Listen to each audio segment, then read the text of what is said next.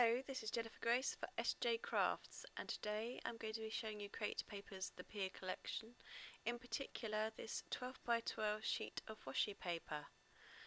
The patterns on the washi paper are all connected together, but you can cut them into strips or other shapes, and when you peel it away from the backing paper it is translucent and low tack like washi tape normally is, so you can stick it onto the layout and peel it back off again, move it around like you would with washi tape.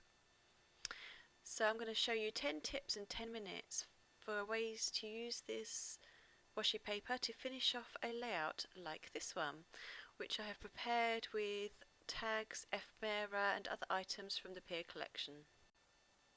Tip 1. Create a border.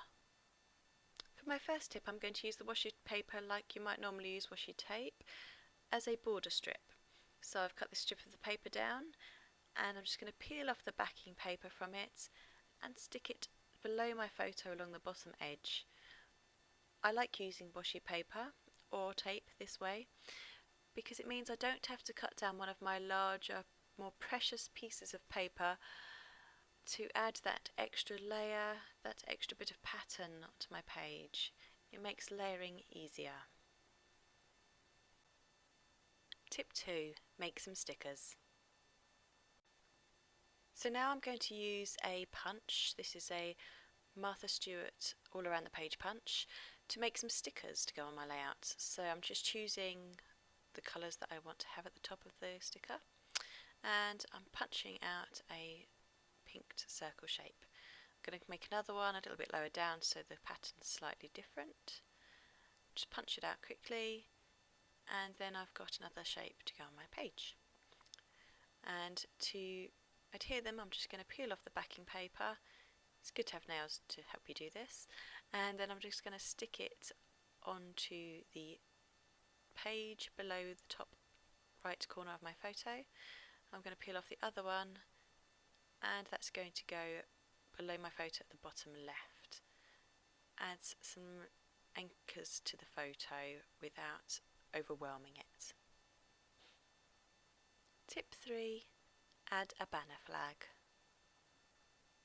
So the next thing I'm going to do is make a little banner flag from this piece of pink and cream striped chevrons that I've cut from the washi paper. I'm just cutting along the line of the chevrons to make a little point at the end of the flag, and then I'm going to peel the backing off again and stick it in the little gap that's between the heart negative and my sticker at the top of the photo. It just again brings a little bit of that pink colour in behind the photo, but because it's translucent tape it doesn't overwhelm the page. Tip 4. Embellish a tag. Another great way to use this washi paper is to jazz up some tags or other embellishments with it. So I'm going to use a bit of this red and cream striped tape to add to a tag, and it's going to help a phrase pop out that I'm going to add on top of it. So I'm just measuring the size that I want the strip of tape to be, and I'm going to then peel off the backing and add it to the bottom of this Hello Summer tag. It's going to add a nice bright pop to the corner of my page, and like I say, it's going to give a bold background for this fun in the sunshine phrase that I want to stick on top. Otherwise that kind of blended into the background a bit too much and you couldn't really see it. Now you can. Tip 5. Fill a negative shape. I've chosen this yellow striped piece of the washi paper to fill the negative heart shape that's above my photo. You can use washi paper like this to fill bigger negative shapes. I've used it on larger ones and to fill negative titles. It's another good way to not have to cut down big pieces of pattern paper. You can just use these little strips of tape to add pattern.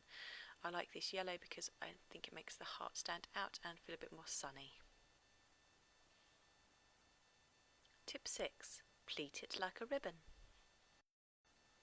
This is probably the most fiddly tip on this video, but it gives the page a nice bit of dimension and kind of makes the washi paper into something different. So we're going to pleat it like a ribbon. So you just stick a bit of the washi tape down onto the page and then start folding it back on itself every sort of 1/4 of an inch or so. I'm going to zoom in a bit so you can see it a bit closer.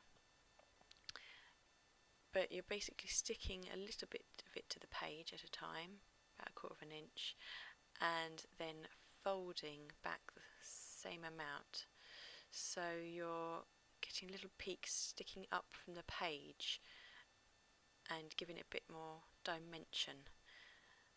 Like I say, it is a little bit fiddly. I just need to play around with it a bit to get it so that the ribbon is kind of in line with itself.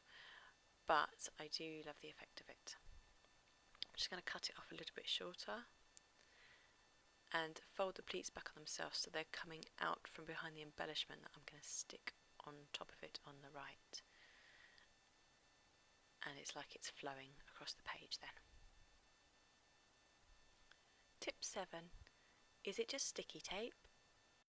The embellishment that I'm going to stick on top of the pleated piece of tape is this sticker that says Salty Kisses on it. So I'm just going to place it on top of the end of the piece of pleated tape, move it down a little bit so it's just above my journaling spot, and then I'm going to use a piece of the washi paper as sticky tape. Obviously it's not actually adhering my sticker to the page, but I like the look of it. It makes it seem as though the Salty Kisses piece was a bit of ephemera that was collected on a day trip and then just stuck down onto my layout. Obviously you could use actual ephemera in this way, but I like using the washi paper as sticky tape. It gives it a kind of traditional scrapbook feel. Tip 8. Create a frame.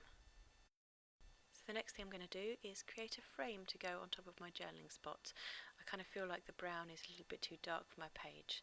So I've cut this section of the washi paper down to just a little bit smaller than my journaling spot, and I'm going to cut a frame out of it so that I cover up a lot of that brown colour. I'm doing this quite roughly, but you could measure out the frame on the back of the washi paper, on the backing paper, if you want it to be exact measurements. I wasn't too worried. I'm happy to do it by eye and get a rough idea of the frame. So you just then pop out the centre of the frame, and I'm keeping the backing paper on it so that the colours from the washi paper still pop out. I don't want it to be translucent and show that brown colour through the tape. So I've just added a bit of adhesive and I'm sticking it down on top of that brown colour, hiding it so that it's a nice bright colour, goes with the rest of the feel of my page. Tip 9. Make a pretty bow. To make a bow from my washi paper, I've cut a strip and I'm folding over the two ends so they overlap a bit at the back. I've kept the backing paper on it so the colours stand out. And then I'm going to pierce a hole through the centre which goes through the two overlapped pieces at the back, and I'm going to use a brad to hold that all together and keep the centre of the bow nice and tight. And then once I've added the brad, I just push out the two ends a bit to shape them and make them into the bow shape. That's going to go on my page just below my photo at the right here. To make it look more bow-like, I'm going to add some little tails to the bow by cutting a bit more of that red striped tape, making little points like I did with the flag above the photo, and then I'm just going to stick that below where the bow is going to sit on my page. I'm going to cut another one similar and just stick it out at a different angle, and it's going to look like the little tails that come out at the end of a bow. Adds a nice pretty little detail to the bottom of my photo, and again it adds a nice bit of dimension like the pleated ribbon does. Tip 10. Punch tiny shapes. For my final tip, I'm going to punch some tiny little stars from a section of the washi paper.